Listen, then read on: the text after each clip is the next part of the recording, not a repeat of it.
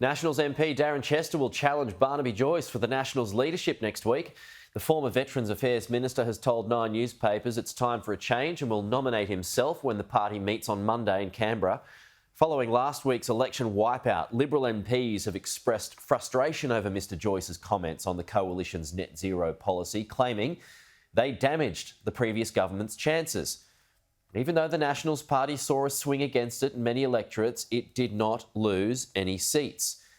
The Deputy Leader, David Littleproud, as well as former leader Michael McCormack, have also expressed interest in the top job. Joining us live now is Nationals MP Keith Pitt. Keith, do you want it? You're going to put your hat in the ring as well? Barnaby runs on Monday. I'll be supporting the leader. Pete, thanks very much. OK, so that's set and forget. Well, I supported Michael McCormack when he was the leader and Warren Truss and Barnaby Mark won, and I think that's just the right thing to do. We've come through the election holding every seat, as you've pointed out. We'll gain a senator. But look, in terms of Darren's announcement, well, firstly, I'll congratulate him on being up front and having the courage to put himself forward, as he's entitled to do. He's not part of the current leadership team. Every single time we come to the start of a new term, those leadership positions are spilled, and at least Darren's got the courage to have a go. Can he take Barnaby out? Oh, well, that's up to our room. We're a democratic party. You're entitled to put forward your vote, put yourself forward for leadership if you wish to. But as I've said, if Barnaby's running, I'll be supporting the leader.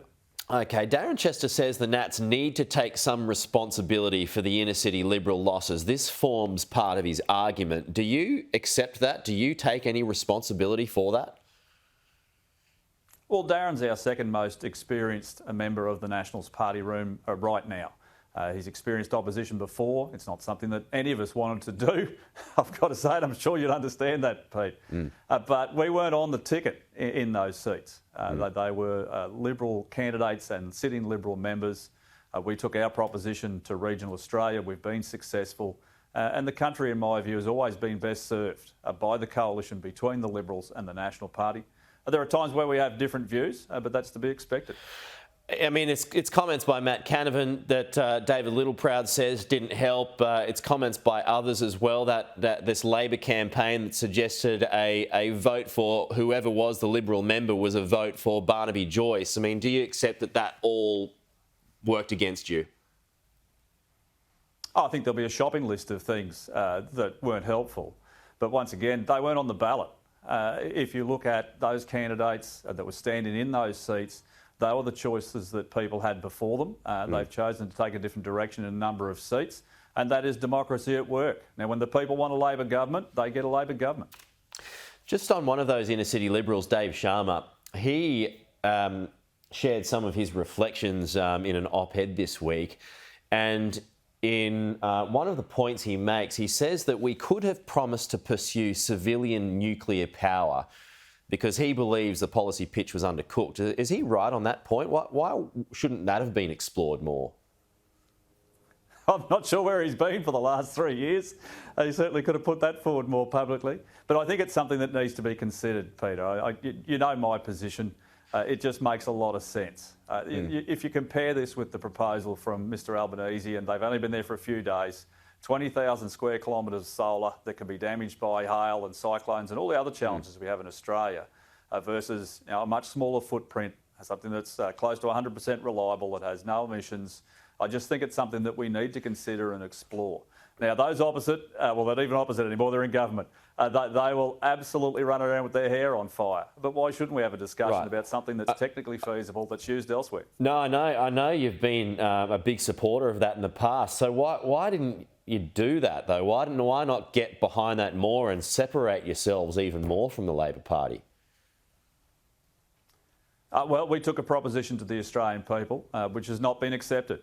We've had swings to us in some seats we have lost. Yeah, but I'm talking about civilian nuclear power. Sorry, I should have clarified. Oh, look, we had any number of internal discussions, but we put forward our proposition and our position. I was part of the government and the cabinet that did that, and I stand by those decisions. But in opposition, we'll have the chance to explore any number of policy options, and I think that will most definitely be one for the Nats. So nuclear, you're going to push that even harder now? Well, we've already signed up when we were in government. We've got a technology sharing arrangement with the UK. We've signed up to AUKUS. It's in the technology roadmap for small modular reactors. Yeah. And I just think we need to be sensible to look at the options that actually work and what's it going to cost and who's paying. Anne Webster wants to be deputy. Keith, do you support her in that? Oh, well, that's news to me. But look, Anne, once again, is a capable part of our team. She's got a very strong margin down in the Mallee. She's been doing a great job, and people are entitled to put themselves forward. So who would you want as deputy? Mate, I won't be reflecting on live television as to which way my vote may or may not go, or who may or may not be running. But if you want, mate, if you want it exclusive, here it is. If you want to be the leader, step up and have a crack. If you want to be the deputy, well, absolutely declare yourself. Well, what do you make of David Littleproud's performance as deputy? Oh, well, that's for the colleagues to decide. But David's currently in a leadership position. But what do you think? Well, once again, mate, we've held all our seats. We'll gain one in the Senate. We've done our job, which is to hold on to our seats and try and form government. Unfortunately, our coalition partners weren't as successful. But I'm not going to give a running commentary on them and what they may or may not have done wrong. We'll look at this in depth over a period of time. We obviously have to adjust and look to see what our future options are.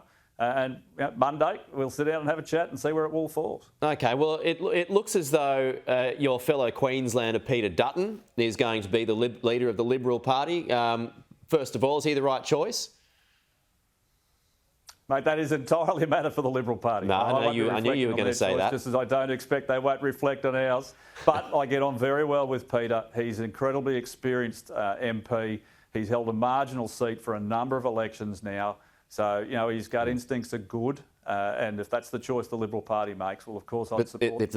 If the Liberal Party is going for a male lead and then a female deputy, does that show the need for the Nats to do the same? Being, you know, whoever's leader of the Nats, maybe it's time that there's a female deputy leader?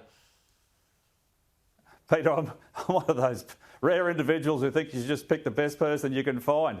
It wouldn't worry me if they were both female or both male. It's just a matter of who the room selects. We run through our democratic process. Okay. I just want to see the best leadership team we can put together. OK, keeping your cards close to your chest there, except that you do say that you will support Barnaby Joyce if he chooses to run, which he is. So that's that. I just want to close here, Keith, on a final point on power prices. This is our top story this morning. The Labor Party, we heard from Chris Bowen yesterday. He's put the finger of blame right on your government here. I just want to play you this part of his press conference yesterday. 9 years of policy chaos means we don't have enough renewable energy in the system. 9 years of policy chaos means we don't have enough transmission in the system. 9 years of policy chaos means that the Australian energy system is not ready for the changes that are being brought about by these international circumstances. Your response to that, Keith, are these power price rises on your previous government? I think Mr Bowen demonstrates very clearly that they simply don't understand how the electricity system works. In Queensland, roughly 70% of the generation is owned by the Queensland Labor government and nearly all of the transmission. They're state-owned assets, and yet he wants to blame the former federal government. It's just nonsense. I think the Australian people will see through that. We've got to ensure that we maintain baseload power. We need to ensure that it's reliable, it's affordable for manufacturing, for jobs and for domestic consumption. Its goal is 82% renewables by 2030. Do you think that will need to be adjusted? I think that's mad. If you have a system which is almost 100% intermittent, well, then so will your supply. Imagine what happens every time it stops blowing and you've got no sunshine, that the power goes off. I don't think that'll be accepted by too many Australians. OK. You want you want to be leader of the Nationals some way down the track, Keith? Mate, that's a matter for the room and for my colleagues. What do you think, though? As I said, I'm supporting the leader. Somewhere down the track, not this time, another time. You can never rule out anything in politics. Is something I've learned over a long period of time, Pete. I see the twinkle in your eye there, Keith Pitt. I'm not sure how to comment on that, mate, to be honest. Talk to you soon, Keith Pitt. Thanks for your time this morning. We'll hopefully talk again next week as well.